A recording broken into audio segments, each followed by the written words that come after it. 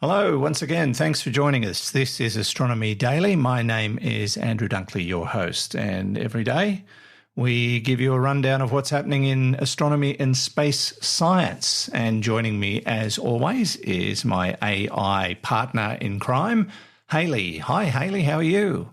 Not happy, Andrew. Not happy at all. Oh, sorry to hear that. What's the problem? Well, yesterday you tricked me into using Google to find something out. Yeah, I did. So what? Well, I was talking to Siri about it, and now she's angry that I didn't ask her. She's not talking to me. Oh, I wouldn't be too worried about it. She doesn't talk to me either, and I ask her a lot of questions. How does Alexa feel about it? I don't know. I haven't asked. Machine learning at its very best. Well, okay, maybe a change of perspective. Maybe you should talk to Bixby instead. Get a male perspective on the whole thing. I might just do that. He's pretty hot, too. Okay, I'll take your word for that. The Astronomy Daily Podcast with Andrew Dunkley. All right, Halley, we might get back to your personal problems later. What's happening in the news? Okay, a Blue Origin rocket, carrying experimental payloads, has crashed shortly after liftoff from its West Texas base. While the rocket was destroyed, the capsule was jettisoned and parachuted safely back to Earth.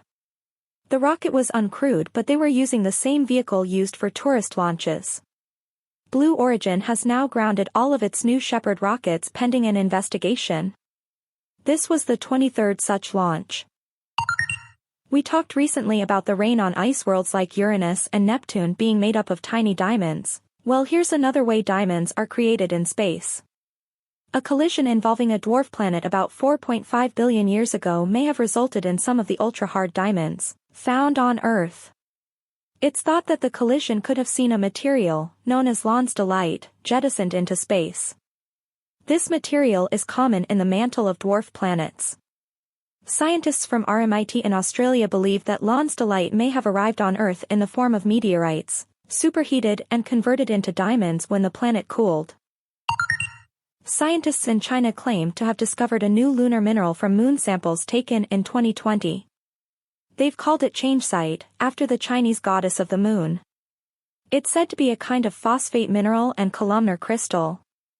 The discovery was made while examining lunar basalt at the Beijing Research Institute of Uranium Geology.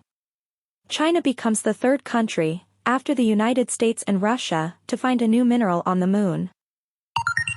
5 U.S. companies and another from the UK will join the 2022 Techstars Aerospace and Defense Accelerator. The companies are startups that were selected because of their technical capabilities. Techstars was established in Los Angeles in 2017 to provide funding and support for space-related companies.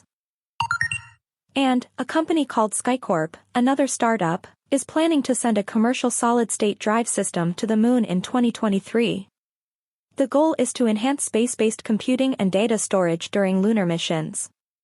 Ultimately, they're hoping to perfect systems that will be used for deep space missions. The Skycorps solid-state drive should be able to offer 8 terabytes of data storage. And that's the news, Andrew. Thanks, Halley. Now let's look at some other news more in depth. The European Sun-observing mission called Solar Orbiter has observed something that's been described as mysterious. They're calling it a switchback in the solar wind, which they think could be one of the explanations why particles are propelled from the sun and across the solar system. The probe was built to take close-up images of the sun and study the magnetic field of our nearest star. And they spotted this strange S-shaped kink in solar plasma. That happened in March this year. They've been studying it ever since. Other spacecraft, including the Parker Space Solar Probe, have also detected sudden reversals in the magnetic field around the sun. These switchbacks have never actually been observed directly because the spacecraft detecting them don't have cameras. But the observation seems to match mathematical models of switchback triggering, which were developed by Gary Zank, who's a space physicist at the University of Alabama in Huntsville. Now, switchbacks can occur above sunspots when some of the distorted magnetic lines break and connect with other magnetic lines that are open and connected to the interplanetary magnetic field of the solar system, kind of like a whip crack. And that releases energy in sets of S-shaped disturbances that travel into space, which a passing spacecraft would record as a switchback. And what they think this means is that this is perhaps the vehicle or a vehicle that transports these solar particles across the solar system and beyond. Now, the demand for satellite services seems to have reached an all-time high. Revenue from satellite communication services is expected to top, wait for it, 1.2 trillion with a T, US dollars over the next 10 years. It appears the surge is due to the preference for satellite systems over the more traditional ground-based communications options.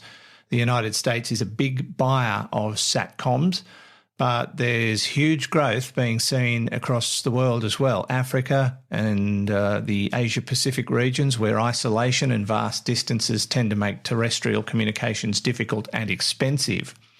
The preference for satellite-based communications accounts for more than 70% of existing geostationary satellites in orbit today. And with networks moving towards 5G satellite technology, the popularity of sky-based telecommunications is jumping like never before. Leads me to the next story. The White House is looking at ways of regulating the commercial use of space. Federal US agencies will be asked to look into ways of supervising the capabilities of companies who want to use space for commercial purposes, particularly those that don't currently work within the existing regulations and controls. The idea is to focus on concerns that have existed for a long time in regard to communications, remote sensing, space launches, space stations, and even space manufacturing enterprises.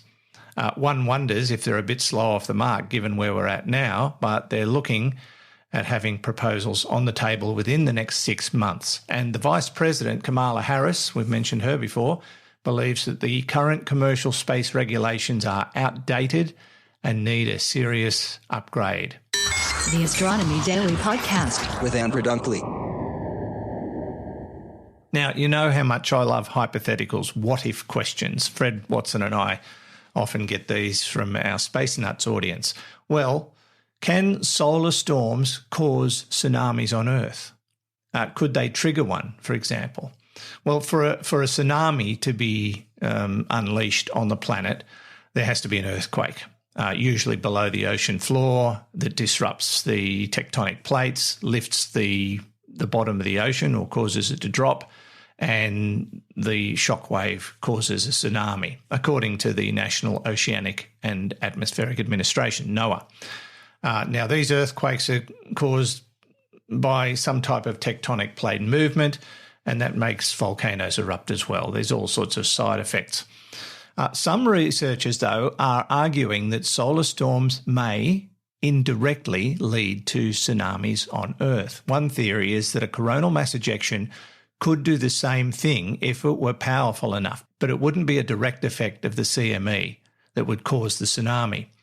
It is agreed that solar storms do create tsunami-like shock waves on the sun itself, which was witnessed by the Solar Terrestrial Relations Observatory in 2006. But now, a study by Vito Marchietti of the University of Basilicata has suggested that evidence has been uncovered showing that Greenland was hit by the fallout of a solar outburst around 9,000 years ago.